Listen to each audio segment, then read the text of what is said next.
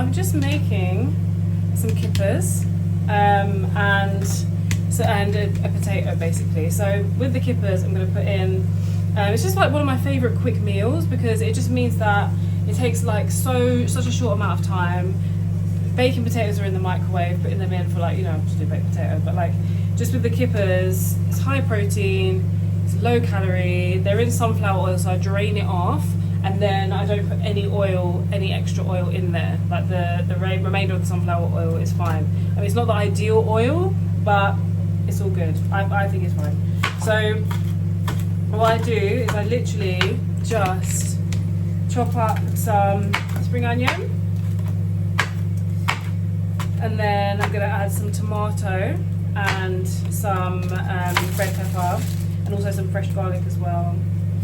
So tomatoes, I'm just going to chop them up, and then the red pepper and the garlic, the fresh one. Just, it's so easy and quick, and it just means that, instead of having rubbish, you can just have something that's like wholesome. It's going to fill me up, I know it will. I love this meal as well. It's just one of those things that I've just loved. Like, I quite like tin fish, and you can just do your own thing. And with the kippers, because they're so rich in flavour, you don't need to put much seasoning in there. Not that I have a problem with seasoning anyway, but it's just very quick and easy. Like, you don't have to. There's no faffing around basically. So I'm just doing that. But I just think in terms of like quick, easy lunches and stuff that's tasty, it's transferable. So when I was working at Raw, I would have this quite often because sometimes you're getting home late, and if you haven't got any meal prep left, this is a really quick thing that you can just throw together and you can have like 2-3 meals out of it. So it's really, really, really easy. So I've chopped everything up. I might do a little bit more of the red pepper, but it's just so easy and quick. And actually, like, I think when it comes to making, deciding what to have, it's quite a good option because really you don't need to put too much thought into it.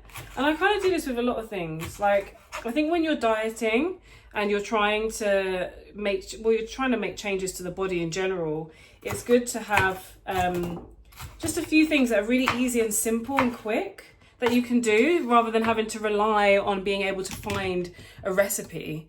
The way that I like to cook, or the way that my mum taught me to cook, is just by cooking. Like, so which sounds like silly, but if you have like meat, or if you have fish or whatever, like, you season the meat, you season the fish, and you pair it with like a carb, some salad, some veg or something like that, and then you just go from there. But so actually the whole recipe thing was quite new to me, to be fair. So when I was putting my recipe book together for my clients, I was like, oh, how do I make this again? How do I make, like, I had to think about how I make it, because usually if I'm making a recipe, 9 times out of 10 I will experiment and then create it myself. So still with an idea of how to do it or what goes in there, but usually it's like how I've put it together myself, rather than following a recipe to the T and being like, oh yes, that recipe that I had.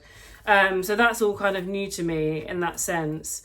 And I think in terms of fat loss, it can be, I don't know, everyone's got slightly different ways of doing things. I don't know if it's a cultural thing or not, but I think when it comes to fat loss and knowing what to eat, I think sometimes the kind of recipe culture and like knowing like, oh, have you got a recipe for this or a recipe for that? It's a bit like you kind of have to rely on having a recipe in order to eat. Otherwise, I've known it where people are like, oh, like, so I just have, stuff that's not optimal. And I think that is quite detrimental. And I think the more that you can simplify food and make it taste nice in a simple way, then the easier it is for you to be able to understand and navigate food and not fall into the trap of, oh, well, this was the thing, so I had to have this, that kind of mentality. I think sometimes that happens, and it's not anyone's fault, but I think it just depends on like your background and things like that, and what you've been used to in the past as to how you navigate food, basically, and meals. I think it's always interesting to see, how different people do it. And I think in certain cultures, like I know in Caribbean culture, African culture, Asian cultures, that it's more like you just kind of cook how, you know, like traditional things, or like how your family has kind of taught you to cook, and then you kind of just cook intuitively. Whereas I think in more European cultures or like British culture, it's more like, oh, I need to have a specific recipe to make this thing, rather than it just being like an intuitive cooking, like, oh, I've got some fish, I'm just gonna do this with it, or I've got some chicken, or I'm just gonna do that with it, you know. So yeah, it's interesting. It's definitely interesting when it comes to just seeing the different ways in which people navigate food, and then just learning, obviously, as I've had my business, I've had to learn how to just how to approach things differently when it comes to fat loss and food, with different people from different cultures. And I know that, you know, a lot of the time we work with food photos, especially if it's like an Asian culture or African culture.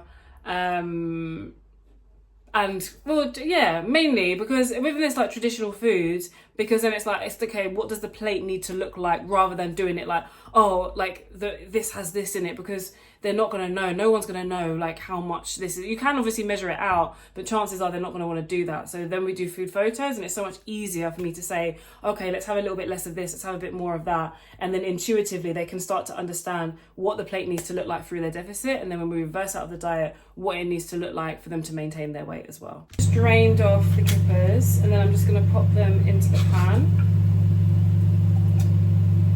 So obviously it's still got a bit of oil on there, but it's fine because it needs something to cook in. It's an oily fish anyway, so that's all good. So pop these in the bin. Bin's gonna smell lovely. So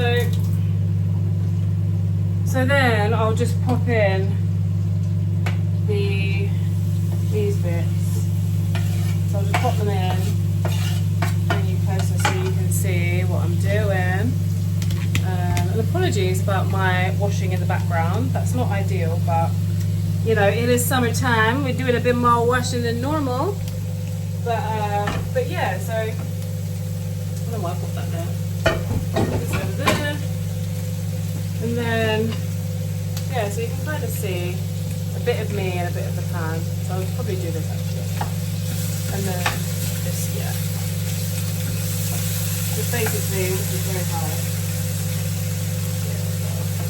Just basically letting it cook down as much as possible. It feels quite hard actually.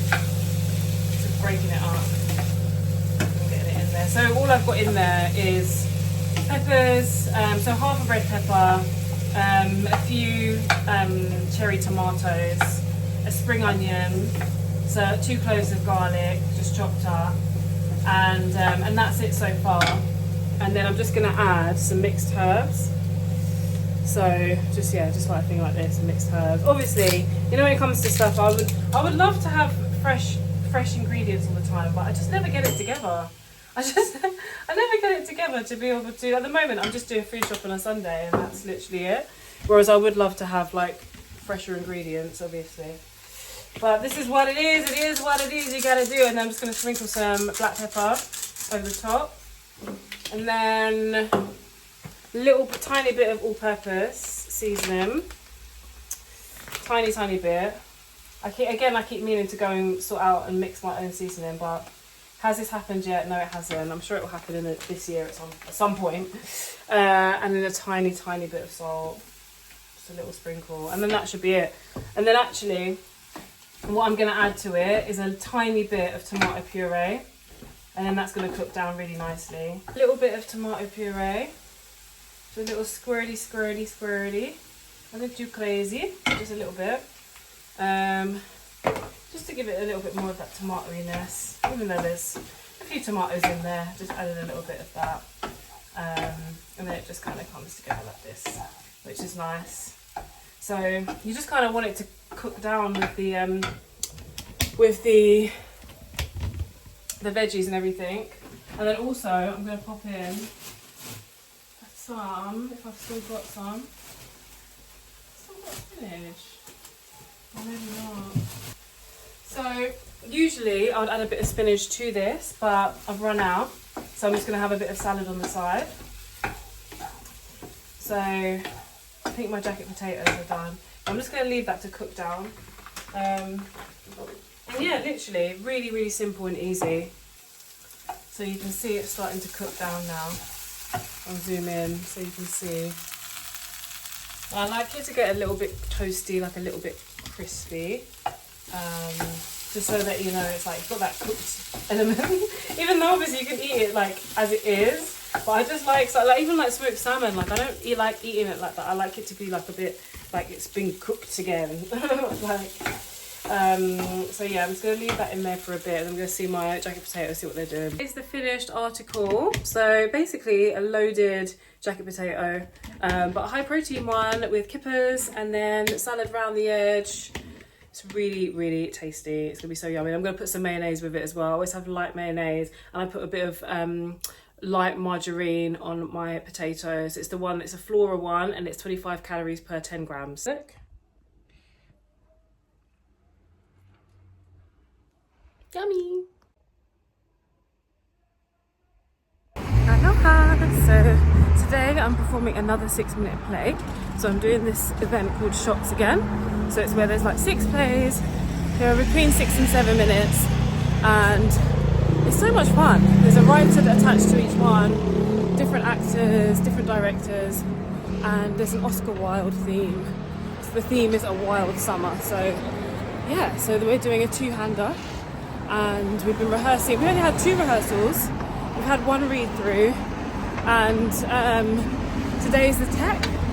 So that means that we're going to go through all the technical, stopping, starting, lights, sound, etc. And then ready for the performance tonight. So we're doing 2 performances. We're doing one, I think around 7, and the next one around 8:30. Yeah, it's a really fun experience. I really enjoyed it last time, so I was like, actually, I'm just going to do it. And also, it's nice, like, there's not really any pressure. There's pressure, obviously there's an audience, but like, there's not that same pressure that I get with auditions. I'm getting like actual joy from doing it rather than worrying about an audition and all of that kind of external stuff.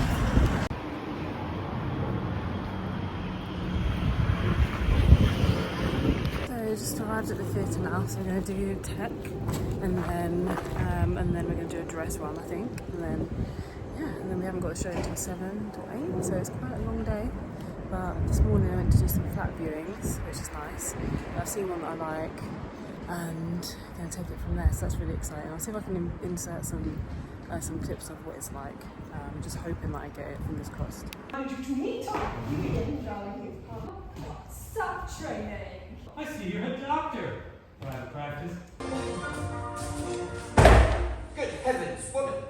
Hasn't he made you forget your decency? Darling, it is an indecent woman who dares think perhaps a loose neckline or a rucked-up skirt may provide some relief. Indecent I was before, now I'm simply proving it to you. Paris, apparently. Come along with me, dear, George says to me.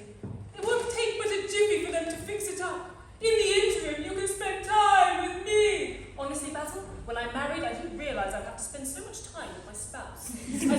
I wish to be wed to Miss Clementina Bunbury. You want to marry the woman